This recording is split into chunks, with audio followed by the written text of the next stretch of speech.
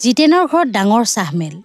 পবিত্ৰ, দেৱজিৎ, SP কলিতাকে আদি কৰি আটাইকেইজনে আহিল।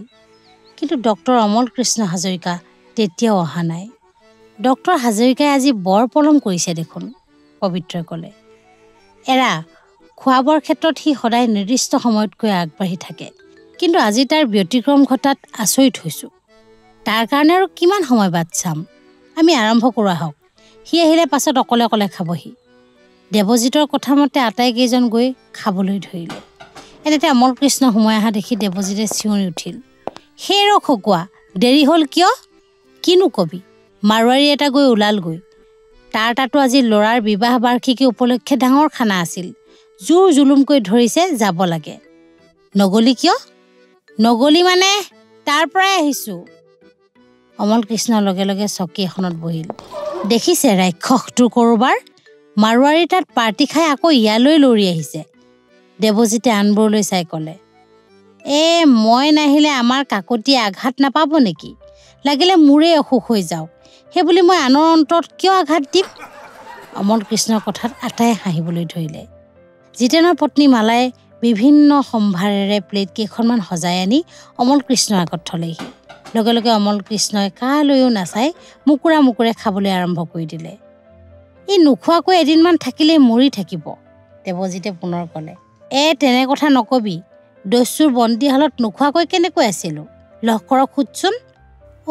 এটা কথা সুধিবলৈ পাহৰি আছোঁ, পবিত্ৰই হঠাৎ মাত লগালে।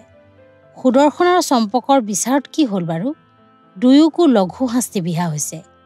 সুদৰ্শনৰ 3 বছৰ আৰু চম্পকৰ 1.5 বছৰ জেল, SP কলিতাই ক'লে। এনেতে প্ৰশান্তই টয় পিষ্টলটো আনি পবিত্ৰলৈ চাই টুৱাই ক'লে, খুৰা, এইটো চোৱা। আৰে বাপৰে বাপ, নাকটো ভাঙিবা দেখিছোঁ, পবিত্ৰই ভয় খোৱা যেন দেখুৱাই ক'লে। শুন কণ, নাপায় নহয়। জিতেনে প্ৰশান্তৰ হাতৰ পৰা টয় পিষ্টলটো কাঢ়ি ল'লে। এওঁ আৰু মিছেছ কাকতিয়ে বীৰেন্দ্ৰ নাৰায়ণক ভাল বধিলে, প্ৰভাত খাটনিয়াৰে হাঁহি এটা মাৰি ক'লে। মইতো বিশ্বাসেই কৰিব পৰা নাছিলোঁ, ভাগিনীও যে এনে কাম কৰিব পাৰে। পিঠা এখন মুখত সুমুৱাই দি অমল কৃষ্ণই ক'লে, কথাবোৰ অলপ ভালকৈ কবিচোন। পিঠাখন মুখত ভৰাই কথা কৈছ, কিনো কৈছ বুজিবই নোৱাৰি, দেৱজিতে ক'লে। অমল কৃষ্ণই দেৱজিতৰ কথালৈ কাণ নকৰি পুনৰ নাৰিকলৰ লাড়ু এটা মুখত ভৰালে। অমল কৃষ্ণৰ খোৱাৰ ধৰণ দেখি কোনোৱে হাঁহি সামৰিব নোৱাৰিলে। ইতিমধ্যে অমল কৃষ্ণৰ প্লেটৰ বস্তু শেষ হোৱাত মালাই পুনৰ কিবা কিবি আনি অমল কৃষ্ণৰ প্লেট ভৰাই দিলে। আপুনি আজি নিশ্চয় আমাৰ কাৰণে অনেক কষ্ট কৰিছে। সেই কষ্টৰ বাবে মই খোৱাৰ বাদে একোতে সহায় কৰিব নোৱাৰিম, অমল কৃষ্ণই মালাক উদ্দেশ্যি কোৱাৰ লগে লগে আটাই পুনৰ হাঁহিবলৈ ধৰিলে। হহা বন্ধ হোৱাত SP কলিতাই মাত লগালে। মই এটা প্ৰশ্ন কৰোঁ, এই শিশু অপহৰণকাৰী দলটোৰ মুৰব্বী বাৰু কোন আছিল? নলিনী নে বীৰেন্দ্ৰ নাৰায়ণ? নলিনীয়ে মুৰব্বী আছিল, বীৰেন্দ্ৰ নাৰায়ণ সহকাৰীহে। দলৰ সকলোৱে বীৰেন্দ্ৰ নাৰায়ণক জানে, কিন্তু নলিনীক কোনেও নাজানে। দলত নলিনীক জনা মানুহ মাত্ৰ 2জন আছে, এজন বীৰেন্দ্ৰ নাৰায়ণ, আনজন মাৰ্গাৰেট। নলিনীয়ে আদেশ দিলে যে অমুক ঠাইলৈ যাব লাগে তেওঁৰ লগত, কিন্তু নলিনী নাযায়, যায় বীৰেন্দ্ৰ নাৰায়ণহে। বীৰেন্দ্ৰ নাৰায়ণৰ দ্বাৰাই নলিনীয়ে সকলো কাম কৰায়। নলিনীৰ এই বুদ্ধিৰ বাবেই বিপদৰ পৰা হাত সাৰি থাকে। দলৰ সকলোৰে ধাৰণা আছিল যে নলিনী জীৱিত নহয়, জিতেনে ক'লে। আমি আৰোৰা আৰ্ট গেলেৰীত ভোলানাথ দত্তক মিছাতে সন্দেহ কৰিলোঁ, দেৱজিতে ক'লে।